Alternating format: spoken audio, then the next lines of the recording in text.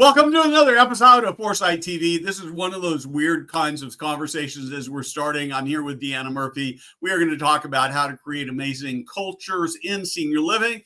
And we were having so much fun talking, we almost missed our start time. But before we get started, this.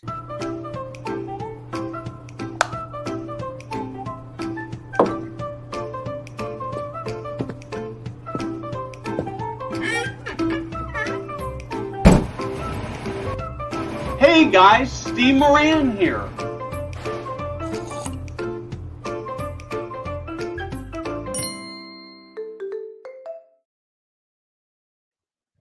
Every single week, before we start the show, I spend a little bit of time talking about CARE, who is the sponsor of this show.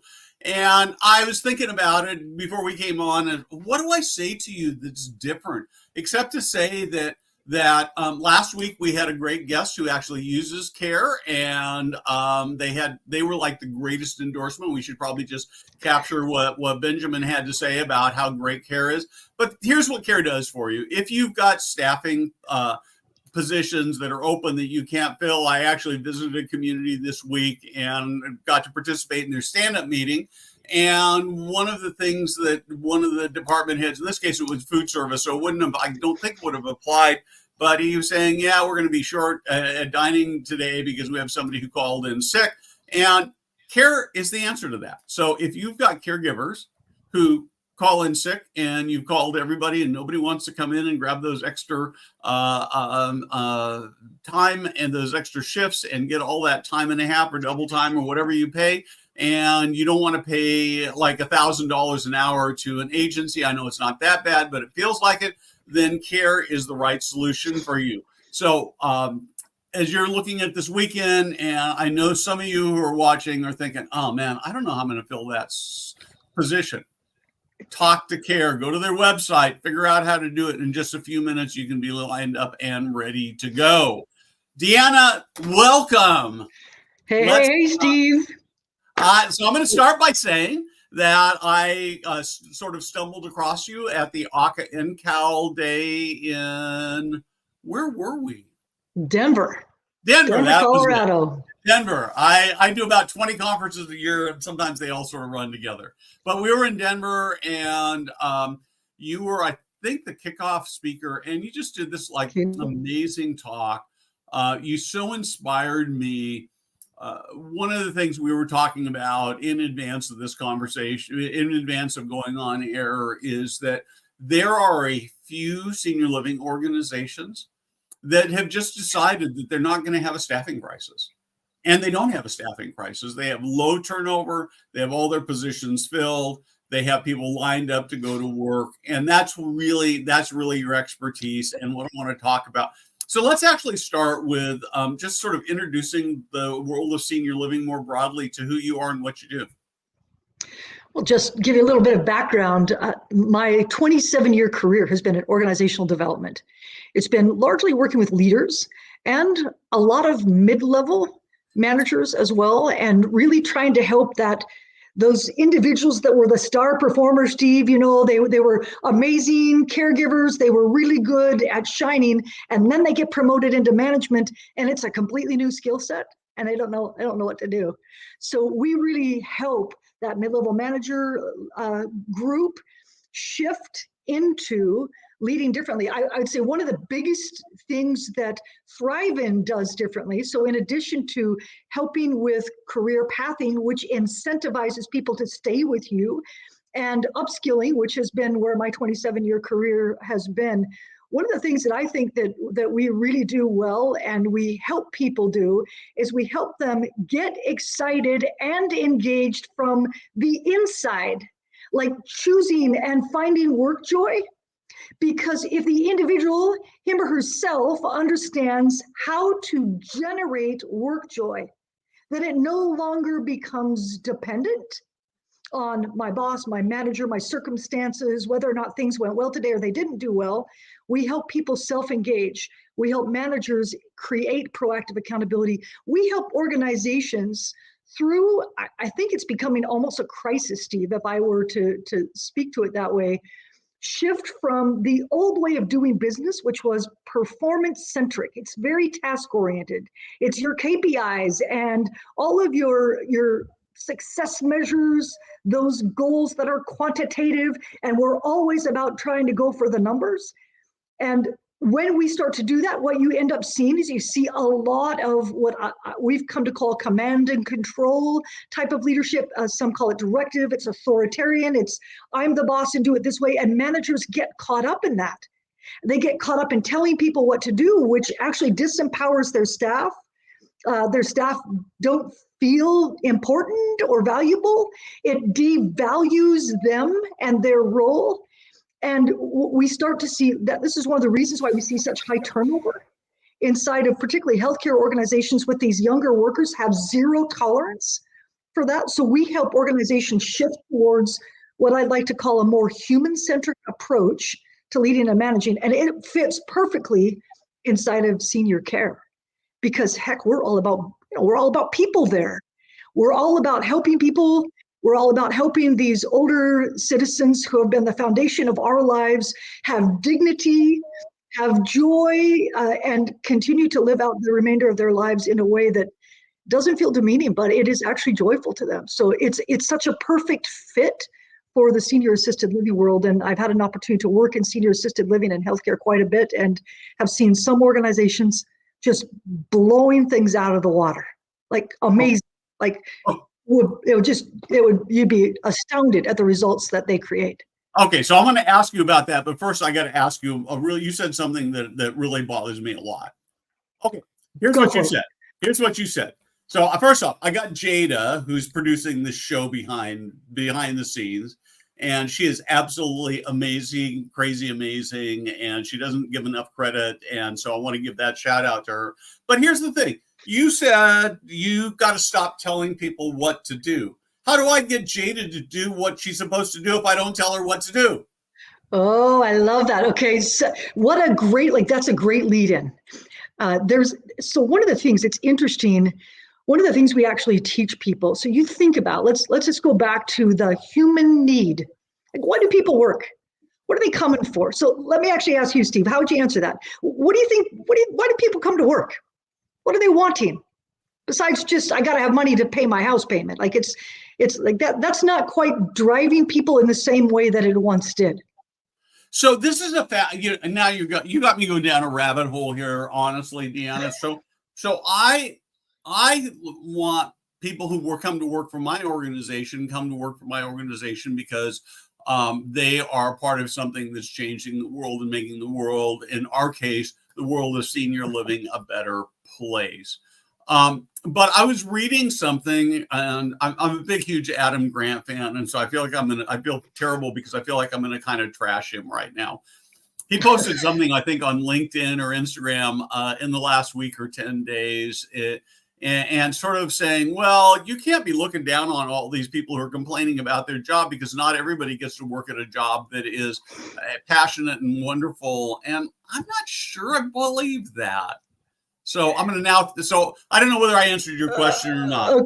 But I think people everybody comes to work for a paycheck. I just think that with rare exceptions, there are opportunities to get at that second paycheck of meaning.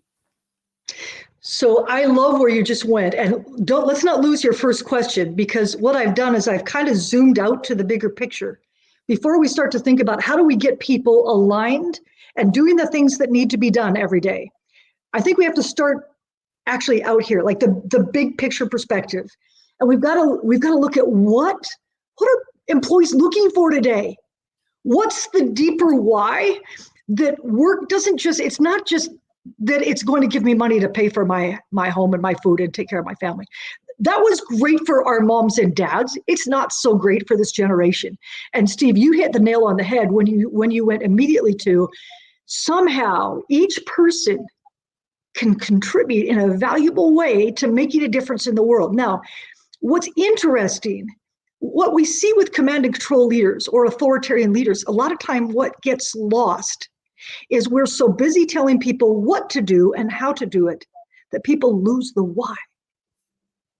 The why of work gets lost. And when it gets lost, I've lost my compass And I've also lost the energizer bunny side of me, that internal motivation that keeps me going when nothing else is going. So when we look at top organizations that are exceptionally high performing, they have got a absolutely crystal clear purpose. And there's a catchphrase, bringing possibilities to life. One organization I'm thinking of in Africa that we worked in, really one of my very favorite assisted living home care organizations is Garden Management Solutions. And their catchphrase is leading the way into the future. Now, it's interesting because the mission statement is much longer than that, but we're constantly looking for, is the way I'm behaving, the way I'm engaging, my way of being, my way of doing what I'm doing, helping us right now in this setting, even if it's peer-to-peer, or me and my boss, or me taking care of someone who's in my pool in the senior assisted living center. Is this leading the way? Am I helping to grow and innovate? And it's so amazing because one of the things I see Garden Management Solutions do crazily well is that people, they don't just get the big purpose of the organization, that you're in here to help other people's grandmas and grandpas, people who've laid the foundation of our society, and lift them and ennoble who they are and help them to feel valuable at a time when they're, sometimes in society, it's easy to think of them as has-beens, and they're so not. And how can we lift them up? Now, part two of the question though, Steve, let's go one step further. It isn't just enough that I'm excited about what my organization is doing. So part two of finding passion in my work is I have to understand me enough. And I want to tell you that means two things from my perspective. Number one, what are my unique gifts and talents? What sets me apart? And how do these unique talents combine in a way that allows me to make a difference that's completely different than anyone else on the planet? We teach people mathematically, pure mathematical probability. The likelihood that you have the same top 7 strengths as anyone else on the planet in the same order is 1 in 10.3 billion. Wow. Now, we also teach people, okay, so let's go one step further, that your strengths don't just inform what you do well, they also inform what you need to be your best. And if I know what I need to be my best, then you know what I can do? I can create conditions every single day so I show up alive and joyful. So one of the things that we started this at Garden a number of years ago, was we took about a fifth of the organization and we began to teach them, here's your unique gifts. Here's what you need to be your best. And guess what? Your needs are your job, not your boss's job. You need to pay attention to your needs and take care of them, because if your needs are connected to your strengths, then the likelihood someone has the same strengths as you and the same needs as you is 1 in 10.3 billion. It means don't expect your boss to guess your needs, because his or her needs are different. And that right there decreases turnover exponentially, because the expectations in my head change. It's my job to meet my needs. I learn how to raise my hand and say, I'd like to make a kind request. I'm noticing something that would help me to be a more effective player. Could you? And then it becomes this very collaborative, collegial way of how can I help my manager help me to be better? And individuals themselves become responsible for that. That's number one. Number two, let's go to one more thing that you said, Steve. It's that passion and excitement piece. Now, here's what's true. You think about the things that light you up and you feel so fired up, you could just do them all day and you would just love it so much. I'm going to guarantee that for every single one of those activities, if you and I were to spend some time and I was coaching you, which is actually one of the things I do executive coaching and team coaching, and we were to stop with your strengths report in hand and go through those activities you identified, your energy and performance would be through the roof because your strengths are engaged. When your strengths are engaged, it fills your battery. It feels full. You are excited. You feel alive, and nobody did it to you. You engaged your strengths in a way that is meaningfully adding value. That's that purpose alignment piece. And one of the things we teach people, this is crazy, but I want you to just imagine this in your mind. Imagine that you could list out the job responsibilities that I have, whatever my role is in the Senior Assisted Living Center, and I could identify, here are all the tasks that I have a responsibility for. Here are my most important relationships. Now imagine that across the top, here are the names of each one of my strengths. And I could look at and think about which of those tasks have my highest in energy and performance and which have the lowest. Imagine that I could look at those 7 strengths and I could go, how does that strength help me with that lowest energy and performance task or that lowest energy and performance relationship? And you learn to map your strengths against your tasks and against your relationships. So now my energy is plummeting during the day. My performance is dropping and I notice it. So rather than pointing a finger of blame, I pull out my strengths and I go, which of these tools in my toolkit could I put to work for me so that I can be back on track with helping other people? When people learn how to do that, Steve, it is mind-blowing. Because our strengths are tools. They help me help myself, but they also help me help other people. And if I know how to use them with myself, then I show up with high energy and performance over and over, and it feels like passion and it looks like passion. What it really is that my strengths are in play. And I'm firing on all pistons. And I'm connected, my unique purpose. Here's my impact that my strengths help me make. And here's how it helps the organization. When that is in place, watch out. In fact, I'll say Gardent had 19% year-over-year decrease in turnover for the last 6 years in a row. And they sit about 36% below industry average for turnover. And that's directly related. As soon as I own my work joy, and it is not my boss's job to make me happy at work, and I exist to make a difference. Oh my gosh, look out. Just like, look out, world. Okay, so I got to ask you a question about Garden specifically, and you may not be able to answer this because either you don't know or it's proprietary. But can you tell me in sort of absolute term what their annual turnover is for overall? I think that might be proprietary. I think I got okay. That's fine. I get that they don't automatically, and because I have a guest coming on in a few weeks, CEO of a single, mostly nursing home in greater New York area. His CNA turnover is 10% a year. Oh my gosh. And they're a unionized shop. And so it's not because they're paying more money. They have created an environment where people love coming to work every single day. So I want to come way back to something you said early in the last segment where you were talking. You talked about taking responsibility and being able to go to your boss and say, this would make me more effective. I love that as a concept. I think it's the right way for bosses to be. What I am fearful of, and I have good evidence because I talk to a lot of leaders, that a lot of leaders hate it when somebody comes and says, this would make my job better because you're just seen as a complainer. How do we deal with this problem? So let me answer that again by going to the proactive answer. Excuse me. Rather than coming directly to your answer, one of the things that we taught Garden to do, which we teach all of our leaders and managers to do, it's a proactive conversation. So ahead of the problem, at the beginning of the relationship, imagine you're my boss and you and I are sitting down. You have a strengths report that shows me, here are the things that Steve can be counted on. This is where he's strong. This is how he helps with relationships. Here's how he helps with tasks. And you're teaching me your new direct report. Here's what you can count on from me. This is the way I show up as a manager. And then you turn the page and you take me to your needs. And you show me now, in terms of our working together, I don't want you to have to guess what I need. So let me teach you about what the most important things are that all need as a manager. Now imagine that I, your direct report, also have that same strengths report. And I'm teaching you.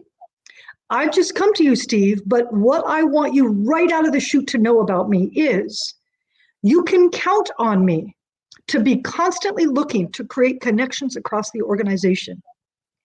You can count on me to ask good questions when I'm confused or uncertain.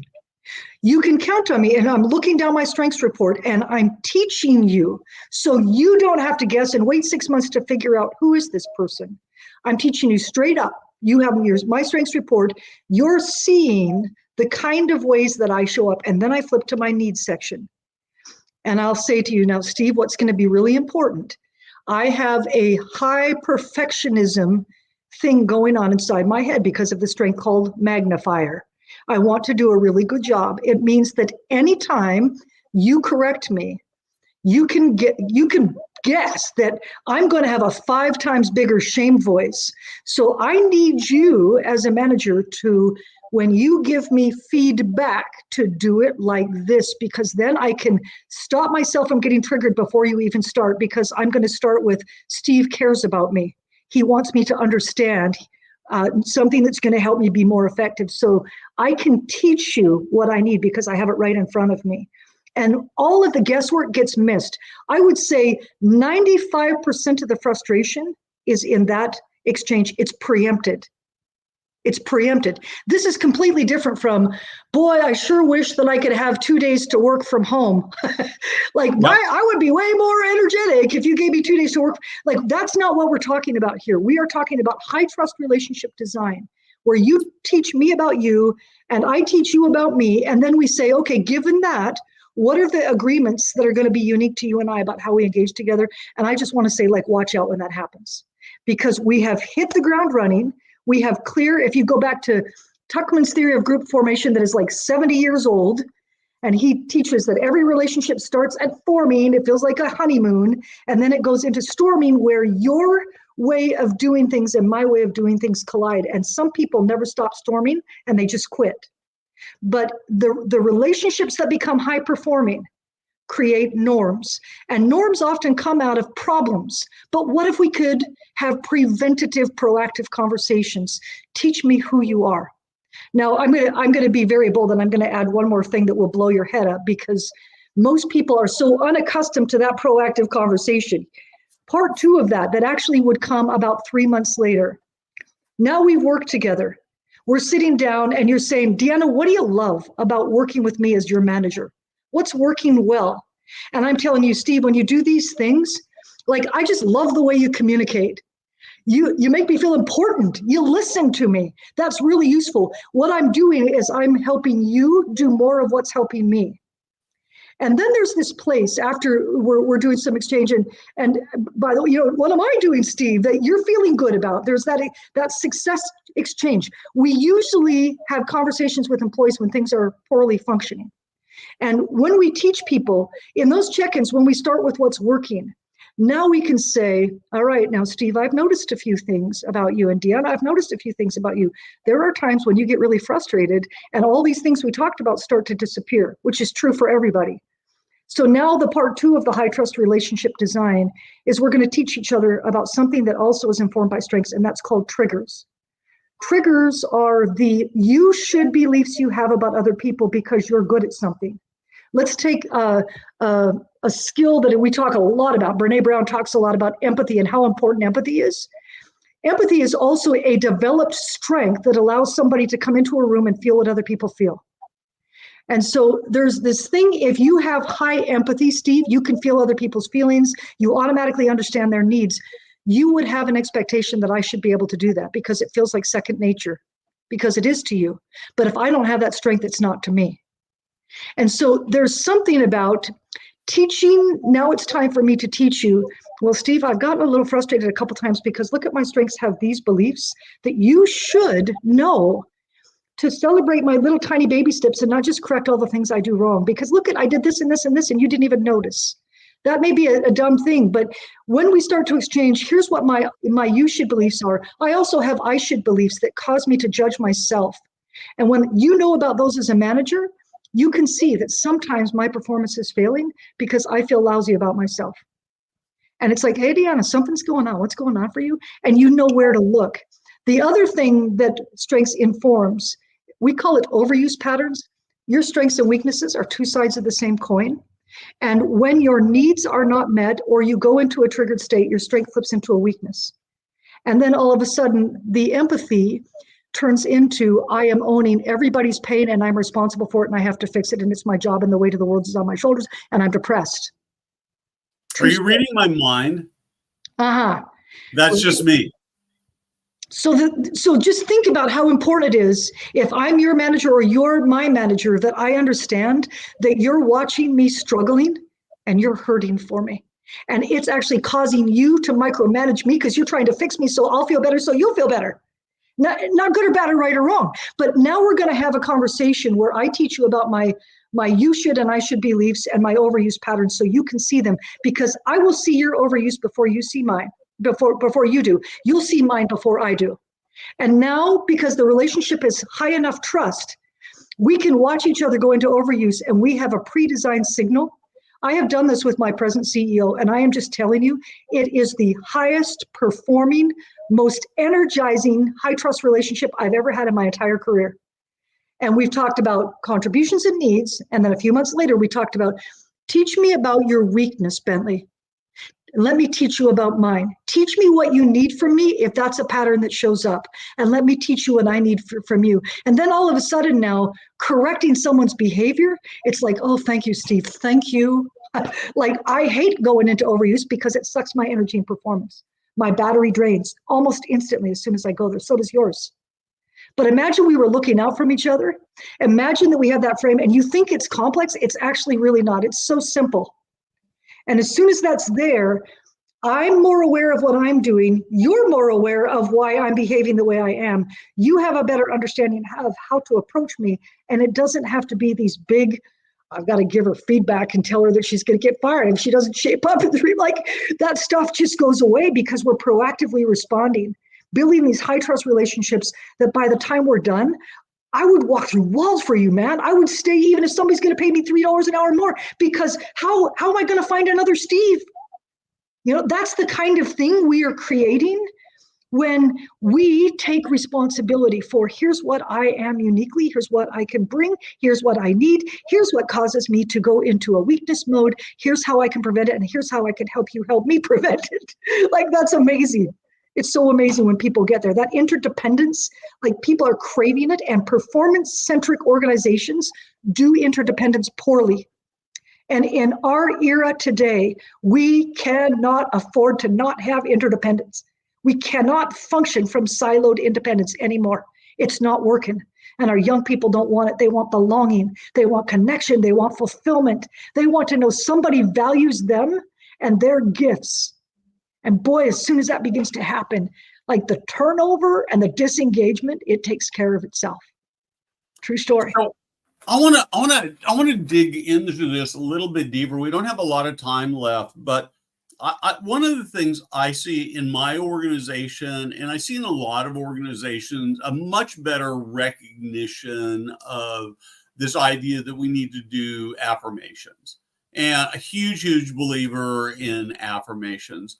But as you were talking, I'm thinking that maybe not replacing that, but adding to that, I need to go to my team and say, here's the stuff I'm not very good at. Or maybe what I need to be going to my team and saying, what are the things that I'm doing that are driving you crazy? And let's have a conversation about that, which then means that I can then go to them and say, hey, Jada, not that there are any Jada, now, I can see her face behind, that these are the things that you're doing or not doing that are driving me crazy.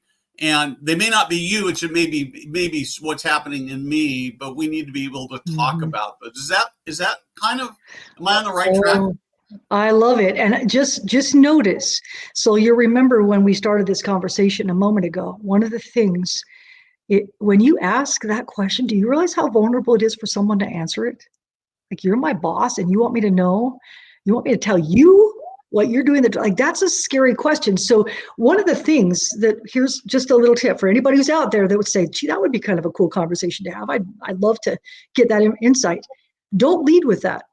So lead with, in our working relationship, what are we doing that feels great? What are we doing that feels great? What are we doing? What's working well in the way I'm supporting you? Like teach me, there's something about help me understand what's working so I can do more of it. It's not please give me a pat on the back. It's help me understand what's working, because we're all inside of our own impact, which means we don't see it from out here. We're in it. And so there's something about it. We teach a skill called feed forward, which is help me see forward. So what you're asking for, a simple way to just kind of adjust that question a tiny bit. Let's start with what's working. And then I love to tweak the question by saying something like this. Imagine that it's a year from today. I am the best boss you have ever had. What would be the most important changes that would have occurred in the way we work together? Now, I want to tell you why that question lands easier. Employees are scared to give their bosses feedback. They're very happy to vent to their peers, but if asked straight up, that transparency is very scary. Unless it's nurtured with that high trust relationship design along the way, you might not always get honesty. But if you ask a feed forward question, it isn't scary. Now you've taken both of us into dreaming. We're envisioning a desired future result. And I could tell you that all day long. Steve, it would be so great if we just had 15 minutes once a week that we cross paths and we just did a quick check-in around what's working and where the challenges are, because sometimes I just like to bounce stuff off of you. Well, that's an easy thing for me to tell you, instead of saying, gee, Steve, I feel ignored. I feel like you're too busy doing your own stuff and you don't notice me. Well, I could say that to you, but that's really scary to say it to you. It's not scary to say, hey, next year, would it be amazing, Steve, if we're having this conversation again and we've been doing 15 minutes a week for a whole year? And Oh man, I love this so much, because I actually know a bunch of leaders out there where if I went to them and I said, hey, how good are you about taking feedback from your team members? And they'd say, oh, I'm really good at it, where I actually have enough knowledge about their organization and teams where I know, in fact, they react terribly to it, and they don't get the feedback that they should. And that's such a great way. I'm going to go back and have to transcribe this and write about this, because this is amazing. I love this. Feed forward. If I could just add one thing, it's just like the impact, these tiny little things. So those are there. We've talked about a few of them. There are other things like what is the arc of an individual conversation if we get together? What's the arc of a team meeting where it's very fulfilling and interdependent? You start to look at some of the things that just tiny little tweaks, just a little tweak here and a little tweak there, and you start to see culture shifting, and it's in this positive upward trajectory towards higher energy and performance. And I just love to name, and this is a little bit of a shout out to Garden Management Solutions, because I just adore them. In 2018, they were the 10th largest senior assisted living management organizations. And as they begin to implement some of these changes, as their turnover was going down, you know what was happening? Their profitability was going up. 14% increase in profitability, 70% increase in the valuation of their business over a 5-year period. And they are now the 5th largest senior assisted living center and management centers across the country. The thing that's important about that is you start to shift what's happening in the way you engage with each other within, and the business automatically begins to grow. You see it in the bottom line. You see, because your people start to take care of your residents and clients the same way you're taking care of them. So one more energy just floods. One more question for you. Why is it, when you look at those numbers that seem so compelling, why doesn't everybody do this? I'll tell you what I think the biggest challenge is. The movement out of task-oriented, performance-centric leadership. It's like gravity. It just sucks us down, because in order for me to do it, I have to have a different mindset than the one I presently have. I have to see differently. I have to think differently. I have to value different things. In this task orientation, performance-centric mindset, we have been schooled to believe my value equals my performance. My value equals others' approval rating. That is a lie. There is nothing a person could do to increase their value. They can increase their ability to add value. They can make more money because they add more skills, but they will never be more valuable than they currently are. When you teach your people that the janitor is as valuable as the CEO, that they have intrinsic worth, they do not have to earn the right to be cared for. They do not have to earn their worth. Their worth is automatically present. It changes everything. And I will say what happens is people begin to own. They own what's happening. In Garden, when COVID hit, because they had pre-skilled, where 42% of organizations, senior assisted living centers and nursing homes were losing residents, Garden lost 1%. Do you know how many thousands of lives were changed and saved because their people shifted the way they engaged with each other? They shifted the culture, and those people saved lives. And I'm telling you, the families of those people who didn't die during COVID are so grateful because mom and dad is still here and they're influencing grandkids and they're blessing the next generation. And what we are talking about here is it's so groundbreaking, and it sits in a different mindset than the one we've been schooled in. We have to get out of that mindset and move to a new one, and that's hard. We're used to we want to do different things, but we still have the same mindset, and it doesn't work. How you see drives how you feel, what you do, and what you get. When you change how you see, you change how you feel, you change what you do, you change what you get. True story. Deanna, this has been amazing. I wish I had another hour or 6 to talk to you. We don't. Thank you very much. I'll have to have you on again, and hang on for a couple minutes. With that, we'll be back next weekend. I hope you have a great show. And again, thanks to CARE for sponsoring this show.